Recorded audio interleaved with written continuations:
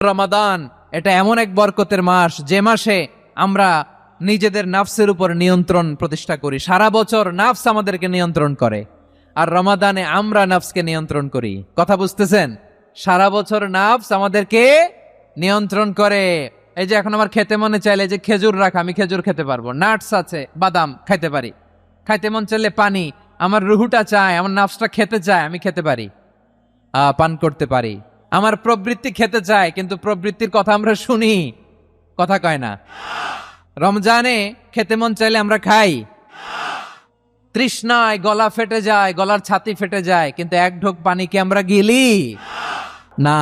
তার মানে সারা বছর নফস আমাদেরকে নিয়ন্ত্রণ করে, আর রমাদানে নফসের উপর আমরা নিয়ন্ত্রণ প্রতিষ্ঠা করি। নফসের লাগাম আমরা রমাদানে টেনে ধরে, চিল্লায় বলেন ঠিক কি না? এজন্য আমার প্রিয় ভাইয়েরা, নফসের উপর নিয়ন্ত্রণ নিতে চাইলে যার কোনো বিকল্প নাই। এটা এমন মাস যে মাসের ফজিলতেরও কোনো শেষ নাই। এই মাসকে বলা হয় দ্য মান্থ অফ হোপ। এটা আশা জাগানিয়া মাস। রমজানের কথা শুনলেই আশা জাগে না হৃদয়ে? হ্যাঁ, ইদা জা রমাদান ফুতিহাত আবওয়াবুস সামা ওয়া গুল্লিকাত আবওয়াবু জাহান্নাম ওয়া সুফিদাতিশ শায়াতিন। রমাদান আসলে আকাশের দরজাগুলো খুলে দেওয়া হয়, মানে জান্নাতের। জাহান্নামের দরজাগুলোকে লক করে দেওয়া হয়, শয়তানকে চেইন আপ করা হয়। ইবাদত করলে শুধু করতেই মনে চায়, চিল্লায় বলেন না সুবহানাল্লাহ।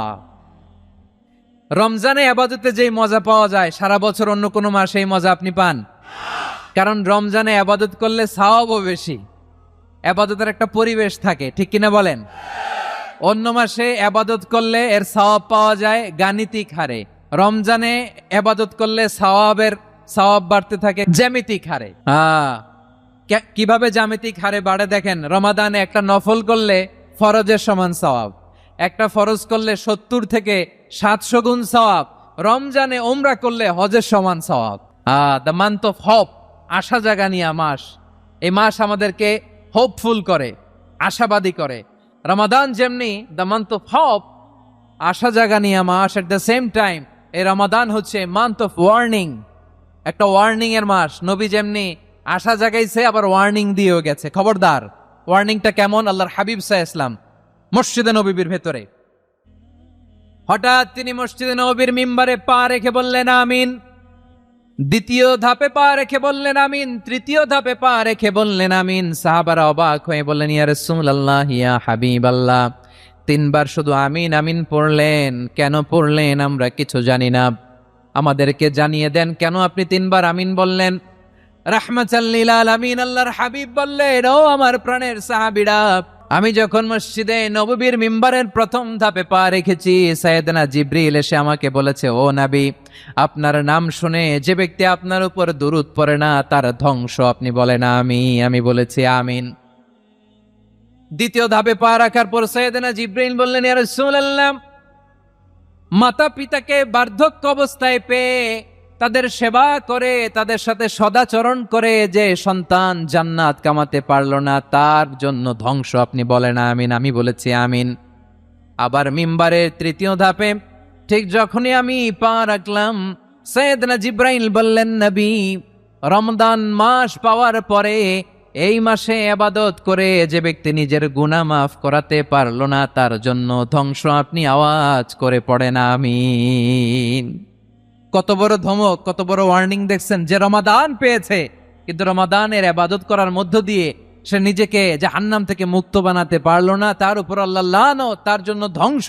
সাইয়েদনা জিবরাইল বলেছেন আমিন, স্বয়ং বিশ্বনবীও বলেছেন আমিন। আওয়াজ করে পড়েন নাউযুবিল্লাহ।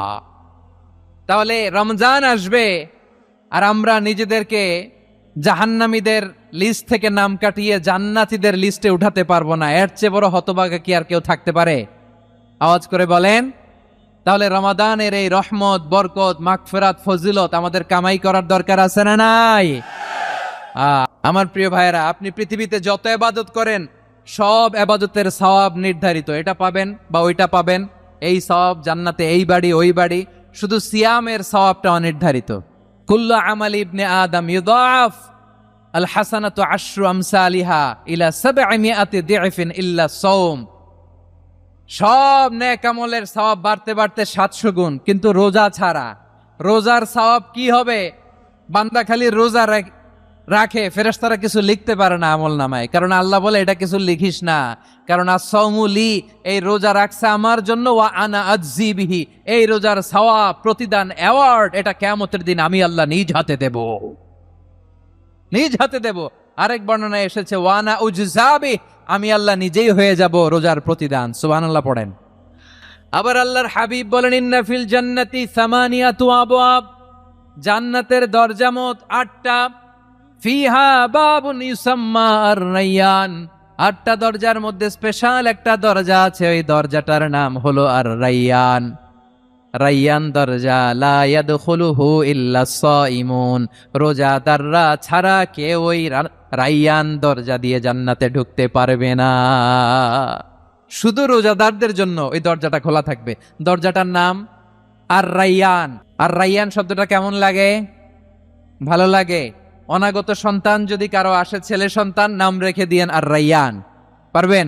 আমাকে সবাই ধরে রাস্তা ঘাটে, বাসায়, অফিসে, আদালতে, এয়ারপোর্টে ধরলে, হুজুর আমার একটা ছেলে হবে 2 মাস পর, একটা নাম দেন। আমি একটা নাম দিয়ে গেলাম। সামনের 2-3 মাসে, 4 মাসে, 6 মাসে যাদের ছেলে সন্তান হতে পারে বলে মনে করেন, যদি পছন্দ হয় নামটা, নাম রেখে দিয়েন রায়্যান। কি নাম? লা ইয়াদখুলুহু ইল্লা সাইমুন, রোজাদাররা ছাড়া কেউ ঢুকতে পারবে না। মান দাখালাহু লাম ইয়াজমা আবাদা, একবার যে এই গেট দিয়ে ঢুকবে, he will never be thirsty again, তার গলা থেকে চিরকালের জন্য আল্লাহ তৃষ্ণা মিটায়া দিবে। আমরা এই রায়্যান দরজা দিয়ে সেদিন জান্নাতে ঢুকতে চাই কি চাই না? আমার প্রিয় ভাইরা, প্রতি রাতে রমাদানে আল্লাহর ফেরেশতারা আহ্বান জানায়, ইয়া বাগিয়াল খাইরি আকবিল, ইয়া বাগিয়াশ শাররি আকসির, হে কল্যাণের পথের যাত্রী, আকবিল প্রসিড, আরো ইবাদত করো, আগাও আগাও, আরো জান্নাতের নাজ নেয়ামত কামাও। হে অকল্যাণের পথের যাত্রী, আকসির, স্টপ স্টপ, অনেক হয়েছে। আন্না, এ রমাদান এটা পাপের মাস নয়, এটা ইবাদত করে জান্নাত কামানোর মাস। চিল্লায় বলো ঠিক কিনা? ওয়ালিল্লাহি উতাকাউ মিনান নার ওয়া যালিকা কুল্লা লাইলা, প্রতি রাতে, রমাদানের প্রতি রাতে আল্লাহ তাআলা এরকম লাখো বনি আদমকে মাফ করে দেওয়ার ঘোষণা দেয়, নাজাতের ঘোষণা দেয়। আমরা আল্লাহর পক্ষ থেকে মাফ, নাজাত চাই কি চাই না?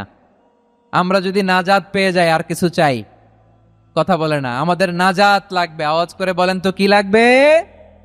আর কিছু যে চাই না আমি, চাই গো নাজাত, আল্লাহ তোমার কাছে আমার এই মোনাজাত। আর কিছু যে চাই না আমি, চাই গো নাজাত, আল্লাহ তোমার কাছে আমার এই মোনাজাত, আল্লাহ তোমার কাছে আমার এই মোনাজাত। পড়েন আমিন।